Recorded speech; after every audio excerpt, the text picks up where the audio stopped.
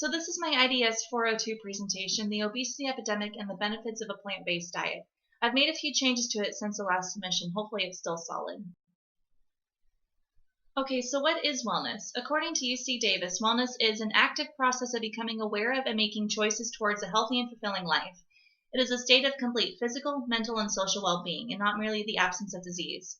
Throughout my presentation, I'll be talking a little bit about some of the 8 dimensions of wellness, which include emotional, intellectual, spiritual, physical, environmental, financial, social, and occupational health, and how they play into my topic on obesity.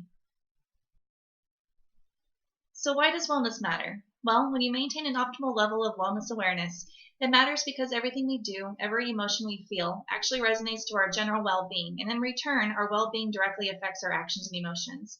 It's super important for everyone to achieve optimal wellness in order to combat stress, reduce the risk of illnesses, and maintain positive social interactions with friends and family. Being and working more towards becoming a full-time writer myself means long hours of sitting down, isolated and alone in my home office. And because of this, it's important for me to focus on 2 dimensions in particular, emotional and physical wellness. Because when one of them is out of whack, so is the other. My chosen topic is about the obesity epidemic and how it impacts our lives in different ways. And I chose this because beyond being socially and financially compromised in my writing profession, not being physically active enough has led me, over the last 5 years or so, to putting on more weight than I originally thought I would, which in turn put me into the overweight category. This affected not only my gene size, but the worsening of my asthma, pain from slightly swollen ankles, and bouts of depression due to my increased size. I honestly got to a point where I felt disgusted with myself, and this is unfortunately a problem that many people face today. But obesity affects more than just someone's physical and emotional health, though those two combined create quite a conundrum. It can affect someone socially and occupationally. For example, group gatherings tend not to be as healthy as they could be because we typically eat whatever others in the same circle are eating, and, good or bad, these choices are most of the time made unconsciously. I cite occupation into this duo because in my own life and in the lives of my close friends, I've seen lack of mobility due to size and joint pain affect what jobs people can do. Like when I was able to stand on my feet for long hours working at a retirement home, which hurts me more now. It's sad, but it's also a reality.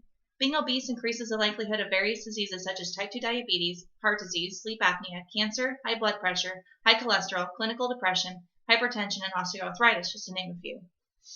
Per year, the average American consumes about 630 pounds of milk, cheese, yogurt, and ice cream, 31% of that just being cheese alone, 185 pounds of chicken, turkey, pork, and beef, 197 pounds of wheat and grains, 141 pounds of sweeteners, 85 pounds of fat, like butter and oil, and just 273 pounds of fruits and vegetables. With the decline of hunter-gatherer societies and the introduction of flash-frozen processed foods, waistlines around the globe grew. Our pre-industrialized ancestors ate only what they could catch, forage, and grow, which meant that their physique was about the same as a modern-day athlete without even trying. In the U.S. alone, there are now close to 50,000 fast food chains, and at least 1 in 4 people actually admit to eating some sort of fast food item every single day. Income levels are an important thing to remember about the target population affected by obesity rates. Lower income families are more likely to eat out more often, which includes fast food, and they're also the most susceptible to target marketing strategies. Worldwide, 2.8 million people die each year as a result of being overweight and obese, though obesity is largely considered to be one of the leading preventable causes of death next to heart disease and cancer, and yet, each year, millions of Americans go under the knife for life-saving operations. In an interesting article by the New York Times, I recently learned that the French are widely confused by our school lunch choices. When a bunch of French students and adults saw photos of the food being served in a Boston high school, they were puzzled and then horrified, stating that it wasn't food, which I agree with. The federal government provides a little over $3 per student per lunch, and school districts receive a smaller contribution from their state. But districts require their food departments to pay their own overhead, so most are left with $1 and some change for food. Meal prices in France are tied to a family's income, so wealthier families can afford to pay around $7 per meal, and they get cheese and veal courses at their schools. Can you imagine a school today in the U.S. paying that much? It's unthinkable. Cooking from scratch actually requires adequate cold storage and food preparation facilities, as well as trained workers, and hiring those professionals can be a bit of a spendy problem for school districts. But what about the students themselves? Nothing in our nation's food environment primes kids to embrace fresh, healthy school and home meals. Nothing. In fact, the top 4 sources of calories in the average American child's diet are grain-based desserts, pizza, soda, sports drinks, and bread. 1/3 eat fast food every day. More than 90% don't eat enough vegetables, and each year children are bombarded by around $2 billion in child-directed food and beverage advertising, most of it to promote the least healthiest products on the market. I remember as a kid being ecstatic about Happy Meals. You'd get a toy, it came in a cool shaped box with M handles, and used to contain chicken nuggets. The chickens don't have nuggets, by the way. Old Happy Meals like the ones I ate totaled in around 520 calories and 23 grams of fat. New Happy Meals with hamburgers, fries, and apple slices still crash in at around 470 calories and 14 grams of fat. Clearly, things really haven't changed that much over 20 years. The survival of any school food program relies on student participation, so when a director swaps out pizza for a sandwich or serves salad instead of fries, he or she risks losing customers either to homemade lunches, vending machines, or off-campus fast food. There's also fierce competition from on-campus junk food that's sold to raise money for sports teams and club bake sales. So what's the answer? Well, if we can take anything from the way that the French people live other than their bread and wine consumption, it's that in France, vending machines are actually banned on campuses and homemade meals are discouraged. French law requires that junk food ads provide a counter message promoting healthy eating, and they take its citizens' food choices very seriously. So why can't we do that in America? Well, for one, the food industry has a vested interest in keeping people fat and happy, or unhappy as the case may be. So unfortunately, those targeted ads to kids and adults alike are going to continue. That's inevitable. Our school lunch programs probably will not change that much, so people have to start reprogramming their minds about what it means to be healthy and eat better. And quite frankly, people don't know how to do that. So introducing a plant-based diet. So what is a plant-based diet and how can it make a difference in our society today?